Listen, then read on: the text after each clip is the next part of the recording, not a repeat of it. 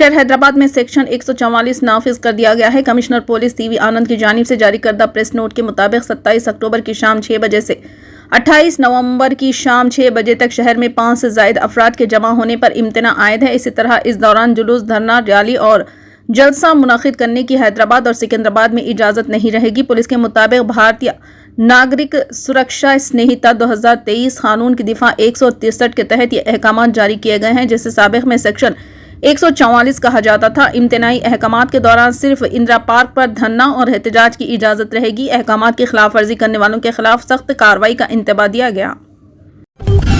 مرکزی وزیر کوئلہ جی کشن ریڈی نے واضح کیا کہ مرکزی حکومت ہر طرح سے دستکاری اور ہنرمندی پیشہ وروں کے ساتھ دے رہی ہے۔ انہوں نے کہا کہ ان کی مہارت کو بہتر بنانے کے لیے تربیت اور آلات فراہم کرنے مالی امداد دی جائے گی۔ آج صبح حیدرآباد کے کواڑی گورا ڈویژن دھوبی گھاٹ میں کمیونٹی ہال کا سنگ بنیاد رکھنے کے موقع پر وزیر موصوف نے کہا کہ ہنرمند پیشے پر انحصار کرنے والے سماج روزگار کھو رہا ہے، جس پر انہوں نے افسوس کا اظہار کیا۔ انہوں نے کہا کہ مرکزی حکومت نے ہنرمند پیشوں کو فروغ دینے کے لیے وشوکرما یوجنا کا آغاز کیا، جس کے تحت لاکھوں افراد کو ہنر کی تربیت اور پیشہ وارانہ آلات کے ساتھ مالی مدد فراہم کی جا رہی ہے۔ انہوں نے یاد دلایا کہ جب وہ ماضی میں MLA تھے تو انہوں نے سکندرآباد میں دھوبی گھاٹ کے ترقی کے لیے بھی کام کیا تھا۔ انہوں نے بتایا کہ پارلیمانی حلقے ترقیاتی فنڈ سے اس وقت 26 لاکھ روپے کے ترقیاتی کام کیے جا رہے ہیں۔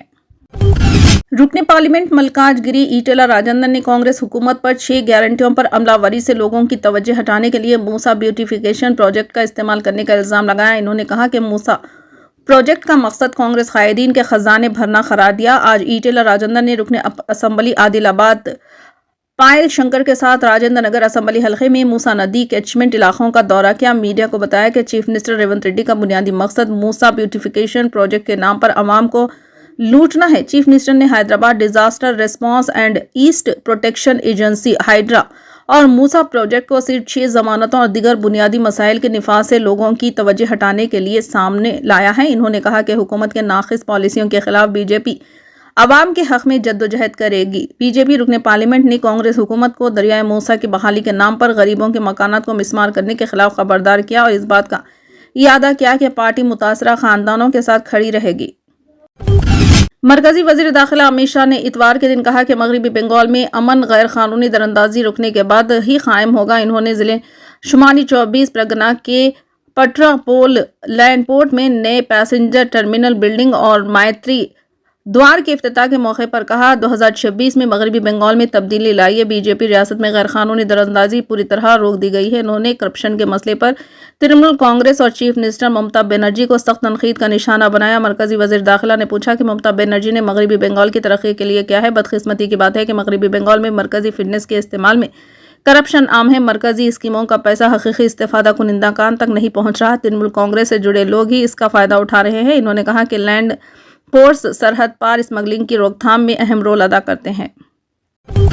حکومت تلنگانہ ریاست میں توقع ہے کہ 4 یا 5 نومبر سے کاسٹ سروے شروع کرے گی۔ امکان ہے کہ یہ سروے 30 نومبر سے قبل مکمل کر لیا جائے گا۔ ریاستی وزیر پونم پربھاکر نے کل کابینہ اجلاس کے بعد میڈیا کے نمائندوں سے بات چیت کرتے ہوئے کہا کہ کابینہ اجلاس میں کاسٹ سروے کے پرو فارما نمونے فارم کی منظوری دی ہے۔ انہوں نے کہا کہ کانگریس قائد راہل گاندھی کے عزم کے مطابق کاسٹ سروے کے عمل انجام دیا جائے گا۔ پونم پربھاکر نے کہا کہ اس سروے کے لیے 80,000 سرکاری ملازمین کی خدمات حاصل کی جائے گی اور ان ملازمین کو مناسب تربیت بھی دی جائے گی۔ تلنگانہ اسمبلی میں منظورہ قرارداد کے مطابق ریاستی کابینہ میں کاسٹ سروے کے پرو فارما کو منظوری دی گئی ہے۔ توقع ہے کہ سروے کا عمل 30 نومبر تک مکمل کر لیا جائے گا۔ اس سروے میں ہر گھر کا احاطہ کیا جائے گا اور ہر گھر کے افراد کے نام درج کیے جائیں گے۔ توقع ہے کہ سروے 4 یا 5 نومبر سے ریاست بھر میں شروع کیا جائے گا۔ حاصل کردہ پورے ڈاٹا کو عوام کے سامنے رکھا جائے گا۔ پونگولیٹی سرینیواس ریڈی نے کہا کہ ہر ایک اسمبلی حلقے کے لیے 3,500 اندرما مکانات الاٹ کیے جائیں گے تاکہ ان مکانات کو اہل غریب افراد میں تقسیم کیے جا سکیں۔ دیوالی کے 1 یا 2 دن بعد چیف منسٹر ریونت ریڈی اندرما مکانات کے پروگرام کا آغاز کریں گے۔ چیف منسٹر آسام ہیمنت بسوا شرما نے اتوار کے دن کہا کہ بنگلہ دیش کی سرحد سے متصل ریاستوں کو آپس میں اور BSF کے ساتھ تال میل کرنا چاہیے تاکہ سیاسی اتھل پتھل سے 2-4 پڑوسی ملک سے دراندازی کی کوششوں کو ناکام کیا جائے۔ गुवाहाटी में प्रेस कॉन्फ्रेंस से खिताब में इन्होंने कहा कि आसाम और त्रिपुरा की हुकूमतें बीएसएफ के साथ मिलकर काम कर रही है। अगर मगरबी बंगाल भी दरअंदाजों की निशानदेही शुरू कर देगी तो काफ़ी मदद मिलेगी, क्योंकि आसाम और त्रिपुरा से वापस भेजे गए दरअंदाज मगरबी बंगाल के रास्ते दोबारा मुल्क में दाखिल हो सकते हैं। इन्होंने कहा कि गुज़िश्ता 2 माह में लगभग रोज़ाना हमने हमारी रियासत में गैर मुल्कियों को पकड़ा है। हमारा ख्याल है कि बीएसएफ की बेहतरीन कोशिशों के बावजूद बाज़ लोग गैर कानूनी तरीके से हिंदुस्तान आ रहे हैं, क्योंकि सरहद कटी भट्टी है। शर्मा ने जोर देकर कहा कि रियासती हुकूमतों को आगे बढ़कर गैर कानूनी माइग्रेंट्स की शनाख्त करनी चाहिए। आसाम और त्रिपुरा पहले से ऐसा कर रही है। चीफ मिनिस्टर ने कहा कि आसाम में गुज़िश्ता 2 माह में 138 दरअंदाजों की निशानदेही की गई और उन्हें वापस भेज दिया गया। इन्होंने दावा किया कि हिंदुस्तान में गैर कानूनी तौर पर दाखिल होने वाले रोहिंग्या हैं, हिंदू नहीं, बल्कि ये तासुर गलत है कि हिंदू बंगाली आने की कोशिश कर रहे हैं।